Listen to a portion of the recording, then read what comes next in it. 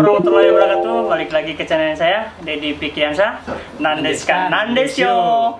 Baik ya, video kali ini kebetulan saya buat videonya nggak sendiri. Hari ini ditemenin sama ini partner Samsul. Ijul ya, panggilnya Ijul. Ijul, nggak mau dipanggil Samsul ya. Aduh, ini dipotong ini videonya. Nanti dipotong videonya.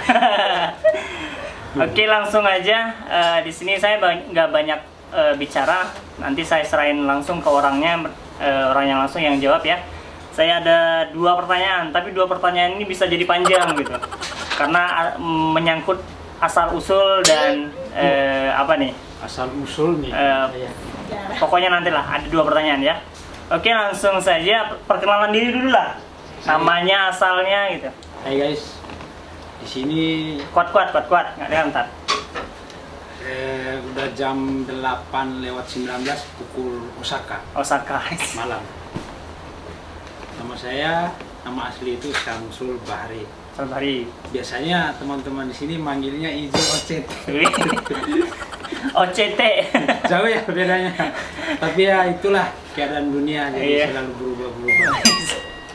Yang penting hatinya jangan berubah. Wih, ya kapan kenalan ini? Nama doang dari tadi coba. Saya Samsul Bahri, asalnya lahirnya di Dompu, Nusa Tenggara Barat. Wih, Dompu Nusa Tenggara Barat, jauh ya. Orang Dompu datang ke Jepang, kok bisa ya. Tapi kuliahnya di mana? Kuliahnya dulu itu tahun 2010 merantau ke Makassar. Kuliah perawat di sana. Oh, perawat di situ. Sekolah Tinggi Ilmu Kesehatan di Insan Akademik. Wih, langsung disebutin dong ya. Harus bayar ini, ya. Oke. Makassar ya itu ya? Makassar. Makassar berarti terkenal dengan coto ya? Coto Makassar. Ya. Wih. Soto Makassar tuh yang kayak gini nih. Ya. Makanan khasnya itu soto Makassar. Terus kalau pantainya Losari ya? Pantainya Losari. Dekat kota kan ya? Dekat kota. Biasanya kalau misalkan kuliah jalan-jalan bareng teman-teman di sana. Mau nanya nih, di Dompu. Kan dulu kalau sekolah jalan kaki atau naik ojek? Waktu SD apanya? SD dulu. SD cuma jalan kaki dari rumah itu sekitar 200 meter. 200 meter. Kalau SMP? Kalau SMP jauh. Itu tuh naik dulu itu di sana itu bilangnya kendaraan yang pakai kuda itu. Delman. Dulu tuh naik itu. Jadi perginya itu bayar 500. Jadi biasanya pagi kalau pergi sekolah, orang tua itu biasanya ngasih uang belanja 3.000. 3.000, ongkos 1.000, 2.000 belanja. 2.000-nya belanja. Rokok belum ya? Oh enggak. Sebelum rokok ya. Terus lanjut lagi SMA-nya gimana? SMA-nya Negeri 1 Kempo. Kalau SMP-nya Negeri 1 Kempo. Cuman jaraknya agak jauh SMA. Oh, itu gimana? Naik ojek atau gimana? Delman lagi? Nah, pas naik SMA, Delman itu udah ada. Udah ada, tinggal 1-2 gitu. Oh, punah. Berubah jadi ojek gitu. Gojek belum ada, tapi ojek udah ada ya? Ojek, pengkolan gitu. Oh, ojek pengkolan. Mail ya? Jadi kalau naik ojek itu juga harus ke pasar, jalan kaki dari rumah. Ojek gitu ya? Sekolah gitu kan, datang. Biasanya pergi 1.000 pulang 1.000. Pulang 1.000. Nah, jadi kalau orang tua ngasih uang belanja jadi 5.000. SMP itu kan 3.000 tuh. Jadi pas naik SMA kasih 5.000. Itu udah ngerokok belum? Enggak ngerokok. Terus lanjut kuliah tetap di Dompu atau gimana nih? Kuliah itu pas lulus SMA panjang ceritanya. Karena saya anak nelayan, jadi saya merasa bahwa kalau untuk uang belanja, uang jalan, uang ya sekedar ngumpul sama teman-teman itu biasanya kan tinggal turun laut, dapat uang 100.000, 150.000 kan sehari kan bisa lah gitu kan. Kebetulan kan orang tua juga punya alat pencarian lah gitu. Ibarat kapal lah ya. Ya gitu. Jadi saya nggak kepikiran buat pergi kuliah. Kenapa? Udah kenal uang ya? Kalau udah kenal uang gitu nggak mau kerja biasanya. Kerja. Lagian juga dulu ada pertimbangan lain dulu itu. Jadi pengen nikah muda. Ya namanya orang kampung gitu kan. Berpikirnya kan belum terbuka gitu. Yang penting udah bisa ngasilin uang, pengen nikah. Pendidikan itu penting sebenarnya. Akhirnya tiba waktunya ujian, saya nggak bisa ke sana, terhambat jadwal kapal. Akhirnya kebetulan kakak saya kuliahnya perawat, jadi kakak saya bilang ke saya, udah daripada kamu nganggur setahun, katanya udah masuk perawat aja, katanya meskipun hati itu nggak mau, nggak pengen gitu ya, jadi perawat gitu kan. Akhirnya karena cowok ya biasanya gengsi ya, iya, jadi perawat gitu kan, ya. Kok jadi perawat itu kerjaan wanita gitu kan, meskipun dari perkembangan ilmu keperawatan itu kan cowok juga bisa, cowok juga kan? Bisa jadi ya.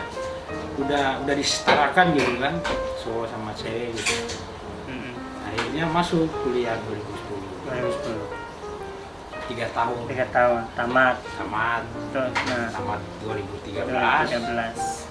Kerja dulu. Nah, itu nanti dulu berarti setelah kuliah SMP, SD, SMP, SMA di Dompu, kuliah di Makassar.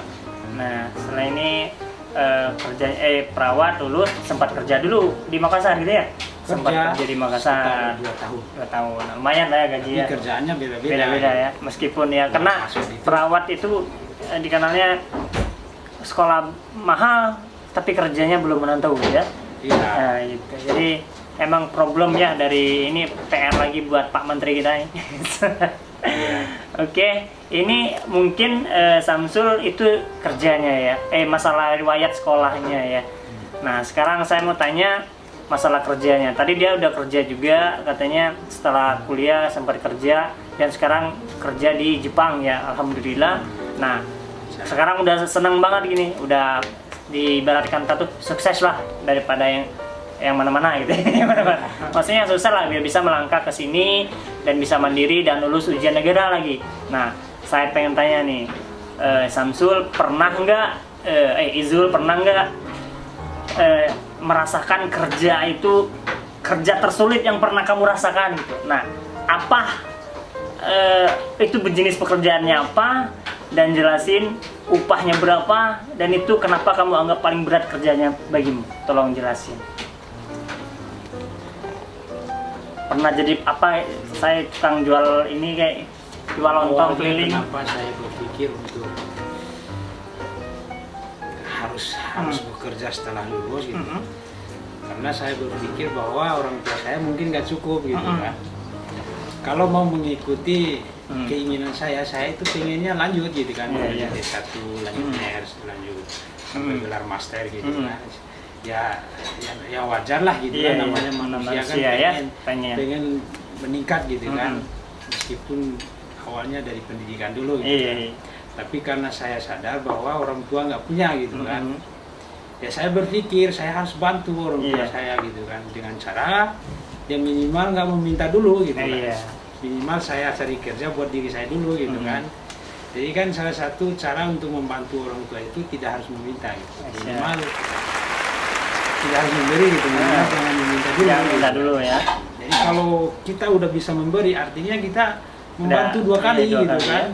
Tidak meminta, justru malah memberi gitu kan. Waktu itu pikiran saya gitu. Dulu saya melamar di berbagai macam perusahaan. Karena pikiran saya waktu itu ya udah, yang penting kerja aja gitu, punya gaji, bisa menghidupi sebulan gitu, bayar kos dan lain sebagainya gitu kan. Iya betul. Akhirnya saya lamar di satu perusahaan milik bapak.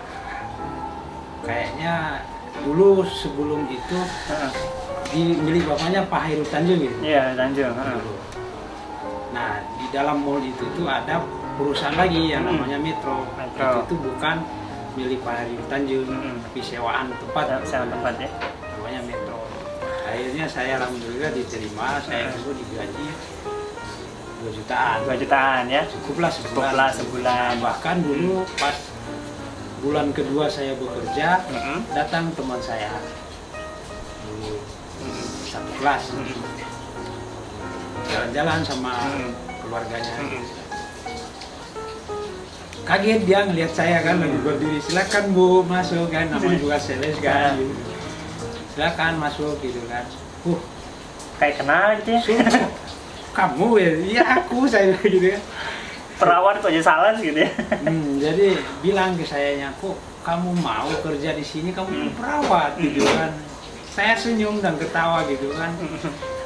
Saya bilang ke dianya, saya malu kalau kamu melihat saya mencuri.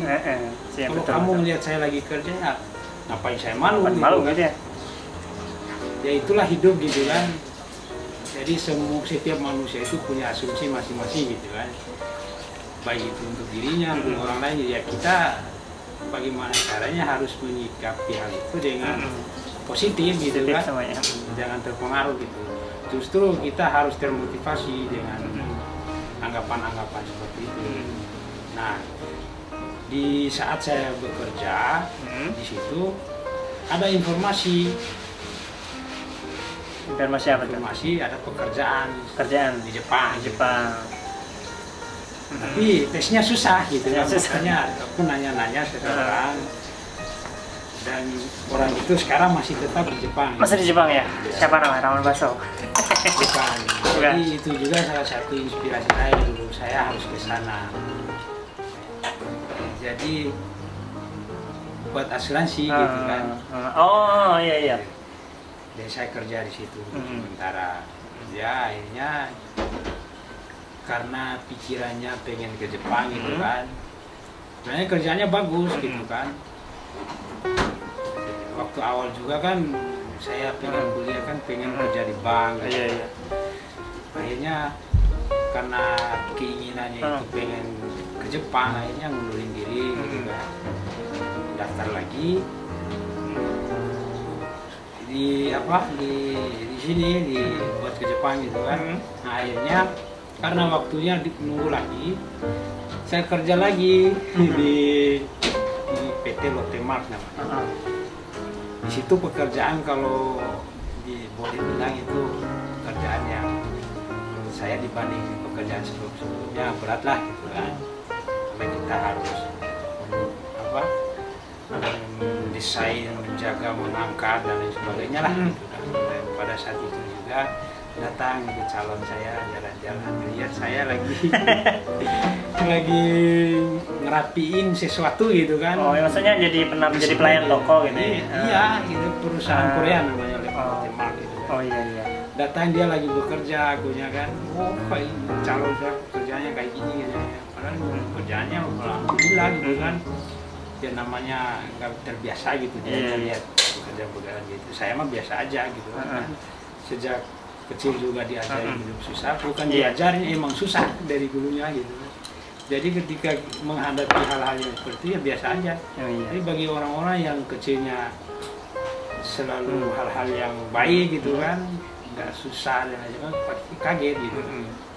Jadi pada saat itu nangis dianya gitu, lihat, ngapain kamu nangis, saya bilang. Pekerjaan biasa juga. Akhirnya saya panggil karena udah ada pengumuman lulus, interview ke Jakarta. Jadi kan otomatis harus keluar dulu kerjaannya gitu. Meskipun belum pasti saya bisa ke Jepang makanya gitu kan, mesti harus interview dulu, ketemu sama pihak Jepang kan. Nah akhirnya di sana saya hubungi orang tua saya keluar dan saya mau interview Jakarta. Interview Jakarta ya? Saya nggak punya uang, saya bilang gitu, untuk biaya pesawat, biaya belanja di sana. Orang tua juga posisinya waktu itu utang banyak gitu kan, karena saya kuliah sama kakak saya kuliah gitu. Tapi mimpi saya kalau saya udah ke Jepang,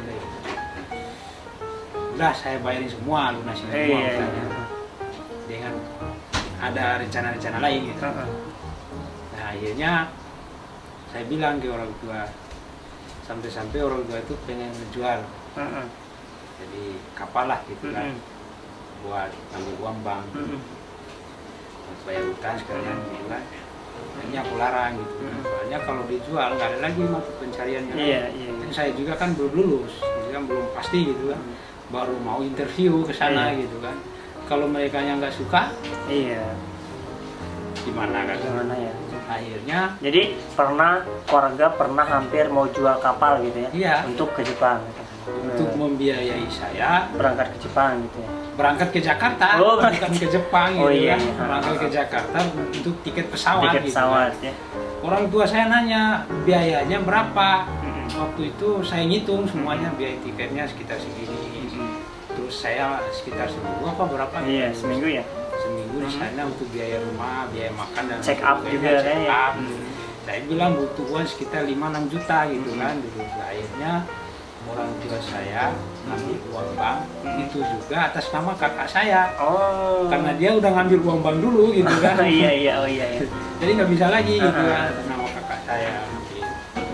Akhirnya dikasih uang, ambilnya 10 gitu, dikasih 8 juta kayak akhirnya aku berangkat sama calon juga dulu, sama-sama lulus. Interview ke sana. Saya hari terakhir dulu. Hari terakhir mah, kan ada berapa gelombang gitu wawancaranya, terus wawancaranya di hari terakhir gitu ya. Senin sampai Kamis apa Senin sampai Jumat dulu. Hari terakhir wawancaranya. Kebetulan hari terakhir itu ya orang Jepangnya mungkin udah capek udah calon-calonnya gitu kan yang mau dipekerjakan di perusahaannya gitu kan, di rumah sakitnya gitu. Akhirnya ya namanya rencananya Allah gitu kan. Nggak tahu ya. Iya, akhirnya saya lulus, ditemukan dengan orang gitu ya. Dan waktu itu juga pas interview juga pesimis gitu kan.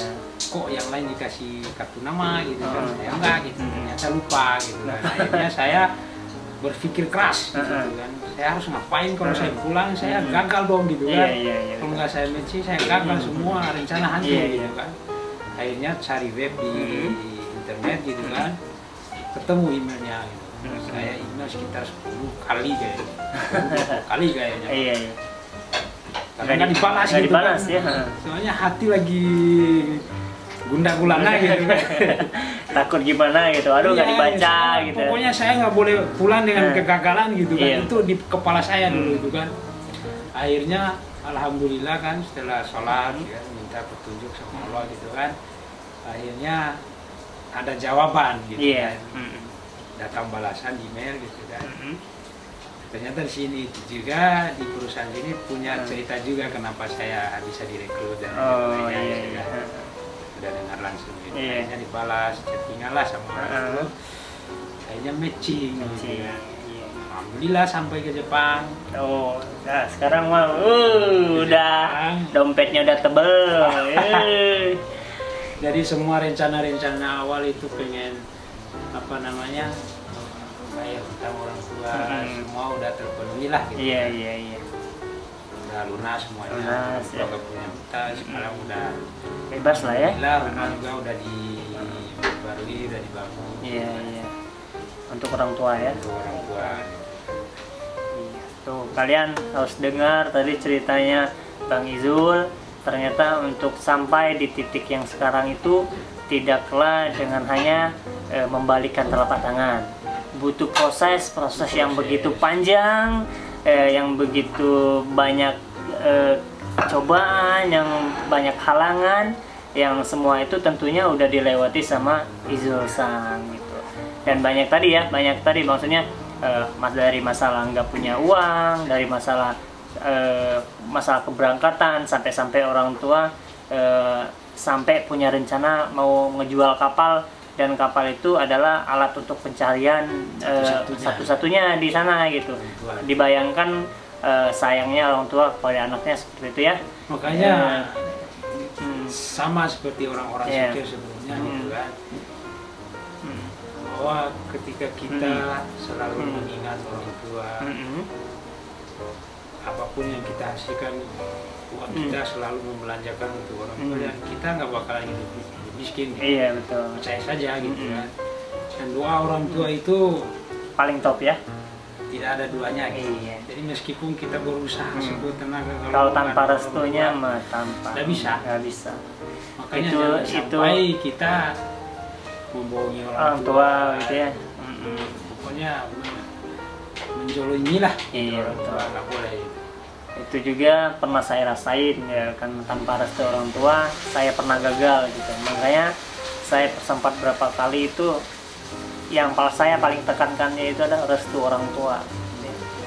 Dan alhamdulillah Samsul sekarang ya, Izul sekarang yang dulunya seorang pernah jadi sales, pernah jadi pelayan toko dan apalah semuanya, dan sekarang dia bisa berangkat ke Jepang. Intinya jangan pernah malu. Jangan pernah malu dengan kerjaan. Dengan kerjaan hidup itu menuntut kita untuk selalu maju ke depan. Maju ya. Pantang mundur apapun itu resikonya. Apapun itu bentuk pekerjaannya ya, jangan pernah meremehkan gitu ya. Karena apa? Itu sangat berguna juga sampai sekarang pun juga ya. Oh, saya dulu pernah kerja berat gitu. Iya. Sekarang biasa, saya dulu pernah gitu. Itu kan jadi bekal lah, ibarat bekal kita ke pekerjaan selanjutnya gitu. Nah, Bang Sul ada yang perlu disampaikan? Ya, buat teman-teman sih. Kalau mau, saya sih nggak bilang bahwa saya orang sukses gitu, tapi saya mau sharing aja gitu kan. Berdasarkan pengalaman gitu kan, kalau misalkan punya cita-cita, punya rencana ya yang harus diperbaiki dulu itu niat gitu kan. Terus niatnya itu diutamakan untuk orang tua gitu, jangan dulu untuk diri kita gitu kan. Karena apapun itu kalau kita mengutamakan orang tua, Allah akan mengutamakan kita gitu. Iya betul. Jadi langkah selanjutnya yaitu mengikuti gitu kan. Jadi dia niatnya bagus gitu kan. Ya itu kita pokoknya intinya mengutamakan orang tua gitu kan. Orang tua yang pertama ya. Dan itu jangan lupa ya itu beribadah. Terus ya berjuang gitu kan, jangan karena ada halangan aja kita udah mundur di tengah jalan. Jangan itu meskipun kita nggak punya uang, nggak punya, pasti ada cara gitu kan buat meraihnya gitu kan. Yang minimal ya mungkin kita kurang informasi gitu kan, bisa nanya-nanya ke siapa, ke teman. Jangan pernah merasa bahwa kita itu sukses bukan karena orang lain. Sukses itu butuh orang lain gitu, meskipun kita nggak kenal gitu kan, apalagi saudara gitu kan. Betul. Yang pernah takut gitu kan, jangan gengsi dan lain sebagainya gitu kan. Udah humble aja kitanya gitu, slow gitu. Slow ya intinya. Slow gitu, tapi jangan slow gerak gitu. Ya, pokoknya slow tuh gerak, jangan slow ngelempem gitu. Nah sekarang Samsul coba sapa orang Makassar, sapa orang Dompu, silakan. Pakai bahasa Dompu silakan, pakai bahasa Makassar silakan. Maju dikit. Ya udah. Untuk teman-teman yang orang Dompu ya, misalkan mena mai karawi gede loa gitu, nanya-nanya di Daiku, sempat teman-teman lenga-lenga sama perawat-perawat di Dompu, kami mai karawi gede loa nanya-nanya sodi-sodi kenari, sempat loa bantu deh. Karena biar bagaimanapun kan namanya ilmu tetap harus dibagi badai karena kayak rumah so mau ilmu di rukesena nah susah berumah deh.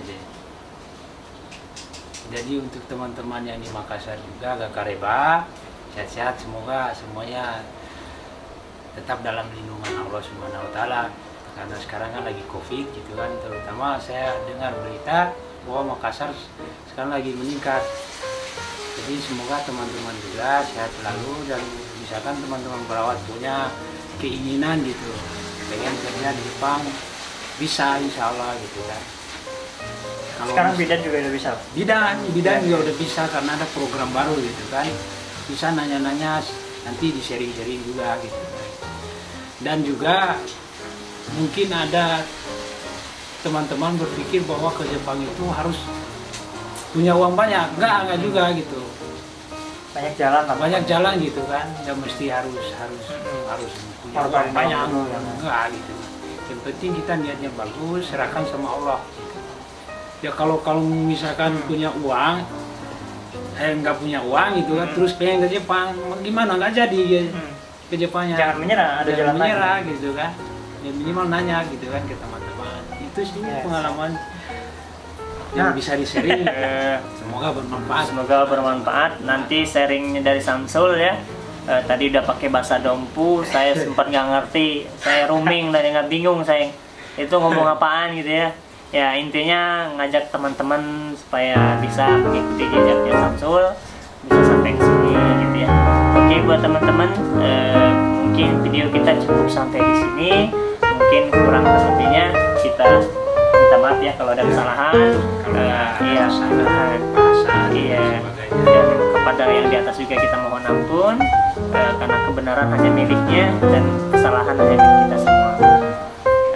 Terima kasih udah menonton sampai sekarang. Thank you for watching. Assalamualaikum warahmatullahi wabarakatuh.